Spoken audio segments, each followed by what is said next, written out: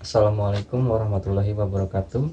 Perkenalkan, nama saya Destian Rashidi dari kelas S1B dengan nomor NPM 2020 46 500 285. Mata kuliah pengantar ilmu komunikasi. Di video ini saya akan menjelaskan jawaban dari soal yang telah diberikan oleh dosen kami. Yang pertama adalah jabarkan topik-topik materi menarik apa yang pernah dipelajari beserta contoh nyatanya. Nomor 1, saya menjawab hakikat komunikasi. Komunikasi adalah penyampaian pesan dari individu atau kelompok yang tertuju kepada individual atau kelompok lainnya, baik itu secara langsung maupun tidak langsung.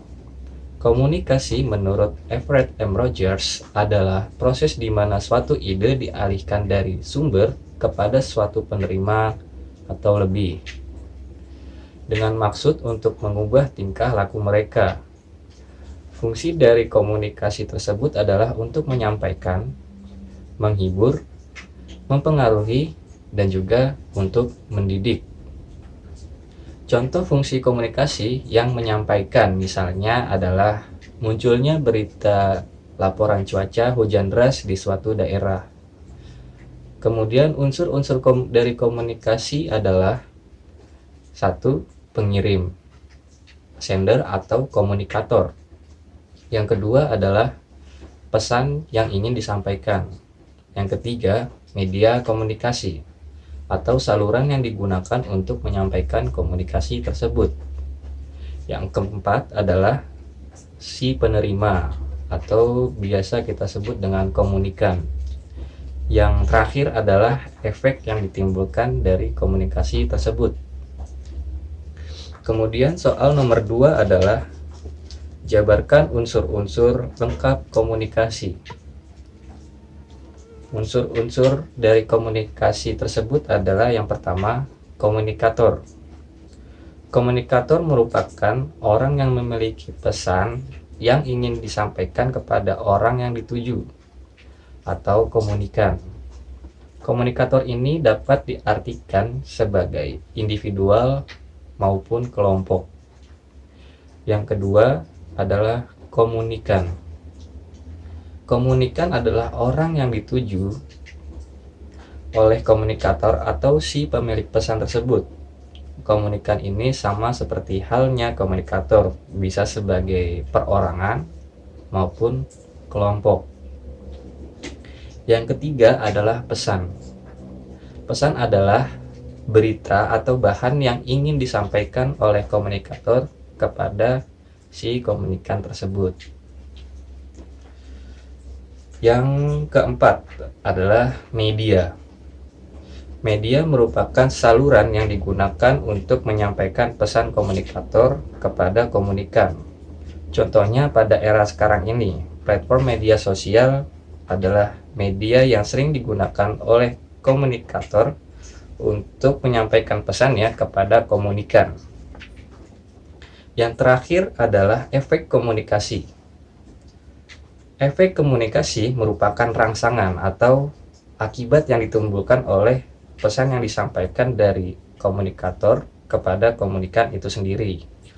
Contohnya misalkan ada perusahaan bank nasional yang menyampaikan pesan kepada nasabahnya bahwa nasabah tersebut berhak mendapatkan hadiah seperti uang tunai maupun sepeda motor.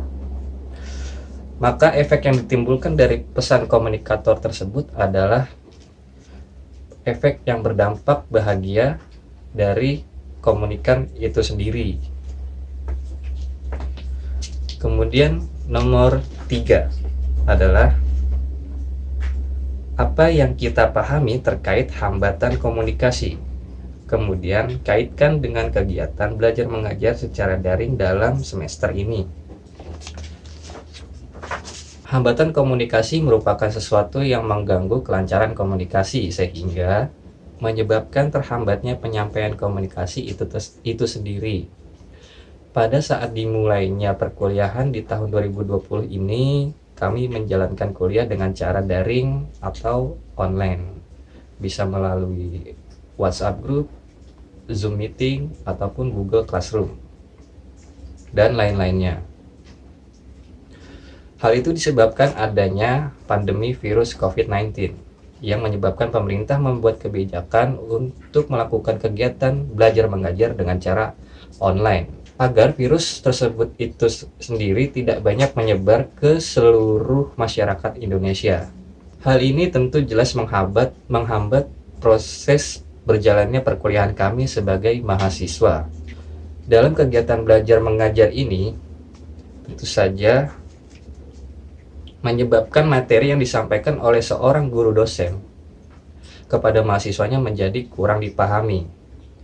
Banyaknya miscommunication yang disebabkan oleh pelaksanaan belajar daring ini, dimulai dari penyampaian pembelajaran bahkan dalam kegiatan pembayaran kuliah.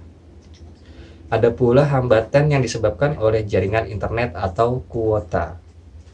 Internet adalah hal yang paling penting untuk belajar online saat ini, karena tentunya kita memerlukan kuota untuk mengakses internet.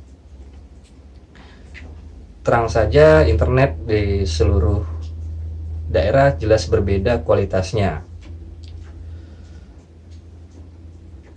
Sedangkan di masa pandemik seperti ini, ada beberapa mahasiswa yang kehilangan penghasilan sehingga mereka tidak mampu untuk membeli kuota secara rutin atau setiap minggunya.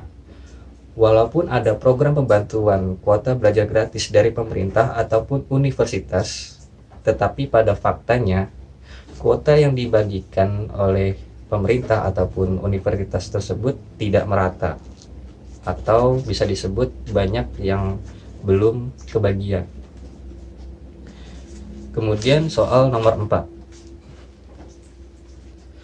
penjabaran karya yang telah dibuat dari tugas individu dengan dikaitkan unsur-unsur komunikasi. Tugas individu yang saya buat adalah dengan tema Masker SNI. Saya sendiri adalah sebagai komunikatornya, dan target komunikasi saya adalah masyarakat-masyarakat yang telah melihat karya saya. Pesan dari tema yang saya pilih, saya menunjukkan keresahan terhadap kebijakan pemerintah yang ingin memberlakukan standar nasional Indonesia atau yang biasa kita kenal dengan SNI pada masker yang dikenakan oleh masyarakat. Alasan kenapa saya memilih karya karikatur, karena alasannya bahan yang saya pilih dapatkan dari internet, kemudian saya edit kembali menggunakan Adobe Photoshop. Karena menurut saya itu adalah cara yang praktis dan tidak banyak memakan waktu. Mungkin cukup sekian jawaban yang telah saya sampaikan pada saat ini. Mohon maaf jika ada kata-kata yang kurang tersusun. Terima kasih. Wassalamualaikum warahmatullahi wabarakatuh.